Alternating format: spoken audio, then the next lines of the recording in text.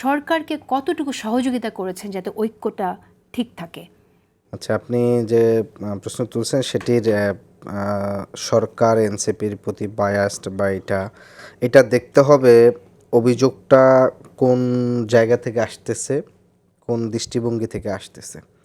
কারণ আমরা যদি এখানে অনেকগুলো বিষয় দেখি যে ধরেন অভ্যুত্থানের পরবর্তীতে যেই লজিকের জায়গা থেকে বলা হয় যে এনসিপির প্রতি বায়াসড, তাদের সেক্ষেত্রে লজিকটা হচ্ছে যে যেহেতু অভ্যুত্থান পরবর্তীতে অভ্যুত্থানের শিক্ষার্থীদের পক্ষ থেকেই মূলত যোগাযোগ করা হয়েছিল তার সাথে, এবং তিনি দেশে আসেন, দায়িত্ব গ্রহণ করেন এবং পরবর্তীতে সেখান থেকে একজন পদত্যাগ করে এসে এনসিপির দায়িত্বে আসেন এবং এখনও সেখানে দুজন ছাত্র উপদেষ্টা আছে।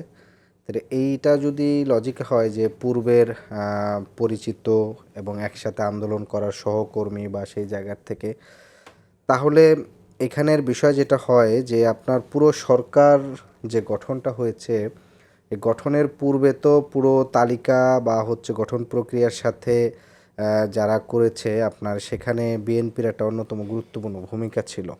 আমার স্পষ্ট মনে আছে যে শপথ গ্রহণের আগের দিন রাত 4টার দিকেও হচ্ছে মহাসচিবের বাসায় বসে এটার আলোচনা করেছে উপদেষ্টাদের নাম ধরে ধরে।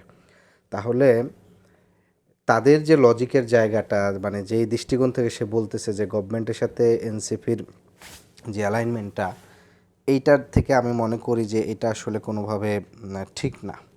কারণটা হচ্ছে যে আপনার, আমি যদি উপদেষ্টা প্যানেলের ওইভাবে ধরেন, তাহলে উপদেষ্টা প্যানেলের অনেকেই অন্য অন্য রাজনৈতিক দলের সাথে দীর্ঘদিনের তাদের একটা সম্পর্ক আছে বা একসাথে পথ চলারও ক্ষেত্র আছে।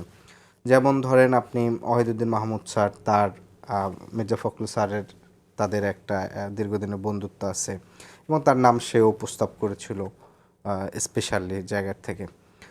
আপনার অর্থ উপদেষ্টা, উনি কিন্তু বিএনপির সাথে কখনো কাজ করেননি। না না, আমি কাজ করার জায়গাটা বলি নাই। তা আপনি যদি কাজ আমি করার কথা বিএনপির বলেন, তাহলে আমাদের এখানে সরকারে যারা আছে কে আমাদের সাথে কাজ করছে সরাসরি না, অফিসিয়ালি? আপনারা যখন একসাথে আন্দোলন করেছেন, আপনাদের সাথে তো এখানে যে উপদেষ্টা যারা ছিল তারা আপনারা একসাথে কাজ করেছেন, হ্যাঁ, আন্দোলন একসাথে করেছেন, কাজ এক মাঠে করেছি, আপনারা রাজপথে সহকর্মী আন্দোলন ছিলেন এবং করেছেন। আমাদের রাজপথের তো আন্দোলন।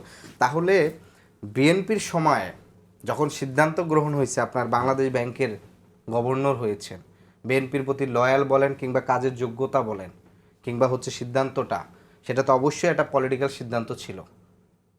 এটা তো একটা স্বাধীন কমিশন দ্বারা তো হচ্ছে শুধুমাত্র একটা নিয়োগ হয় না, ওইটা তো ওই সময় যে গভর্নমেন্ট থাকে তাদের তো ওই ব্যক্তির প্রতি সর্বোচ্চ লয়ালটি থাকে। আপনারা কি এখন যদি অতীতের দিকে তাকান যে বাংলাদেশ তো ব্যাংকের এইরকম গভর্নর খুঁজলে, কে হতে পারেন, জি জি, তো আপনাদের ছাত্রদের কেউ আছে যে বাংলাদেশ ব্যাংকের গভর্নর কেউ নো হবে না নো, ওখানে, নাকি নো আওয়ামী নো, লীগের কোনো নো গভর্নরকে নো, নিতে চান? আওয়ামী লীগের গভর্নরকে আমি নেওয়ার বিষয়টা তাহলে আমি অপশন তো বলিনি। থাকতে হবে সামনে। অপশনের ক্ষেত্রে না, মানে আমি বলছি তারা যে লজিকটা ধরছে, এই লজিকে যদি বলা হয় যে তে আমার সহকর্মী ছিল আন্দোলনের এক সময়, সেই কারণে সে আমার রাজনৈতিক দলের ওখানে প্রতিনিধি, এই দৃষ্টিভঙ্গিটা আসলে ভুল। কারণ সহকর্মী ধরলে আপনি বিএনপির সময় যারা নিয়োগপ্রাপ্ত ছিল তাদের প্রতি লয়াল ছিল, তাহলে এই লজিকটা তো তাদের দিকেও যায়। বরঞ্চ আমরা বলেছিলাম, বরঞ্চ বিএনপি এই জায়গার থেকে প্রস্তাবটা তুলতে পারতো যে এই গভর্নমেন্টের 10 মাস হয়েছে, কোন কোন মন্ত্রণালয়গুলো তার কাজে কতটুকু পারফরমেন্স করছে, সেই পারফরমেন্সের ভিত্তিতে তারা প্রশ্নগুলো তুলতে। কিন্তু তারা যেটা করছে সম্পূর্ণ একটা উদ্দেশ্য প্রণীত রাজনৈতিকভাবে হচ্ছে এই পদত্যাগের বিষয় বলেন কিংবা অন্য অন্য বিষয়গুলো সরকারকে একটা দলীয়ভাবে হচ্ছে আপনি নিয়োগ দিচ্ছেন। এখন আমরা যদি ধরেন যে এই গভর্নমেন্টের পুরো বিচার বিভাগের জায়গায় 70 থেকে 80% সম্পূর্ণ জাতীয়তাবাদী, আইনজীবী ফোরাম বলেন, জেলা পর্যায়ের পিপি নিয়োগ বলেন, অ্যাটর্নি জেনারেলের পুরো বিভাগ বলেন, পুরো জায়গাটা তো বিএনপির সাবেকদের আছে। এখন আমরা যদি এইভাবে ধরেন যে রাজনৈতিকভাবে অ্যালাইনমেন্ট, তাহলে আমি দেখি গভর্নমেন্টের 70% বিএনপির সাথে অ্যালাইনমেন্ট, যেগুলো হচ্ছে প্রশাসনিক পর্যায়ে বিভিন্ন জায়গায় তাদের নিয়োগ দিচ্ছে। বিশ্ববিদ্যালয়ের উপাচার্য নিয়োগের 35 জনের ভিতর 23 জন সরাসরি জাতীয়তাবাদী শিক্ষক ফোরাম বা অন্য অন্য জায়গায় দায়িত্ব পালন করছেন। তাহলে এইভাবে যদি আপনি হচ্ছে উপদেষ্টা পরিষদের সাথে কি আপনি ইউনিভার্সিটির ভিসি প্রক্টর এগুলোর তুলনা করতে পারেন? কারণ নির্বাচন তো পরিচালনা করবে এই উপদেষ্টা পরিষদ, তাই না, নির্বাচন কমিশনকে দিয়ে। তো সেই না, জায়গায় তো এখানে আপনার পুরো প্রক্রিয়াটার সাথেই আপনার জড়িত থাকতে পারে।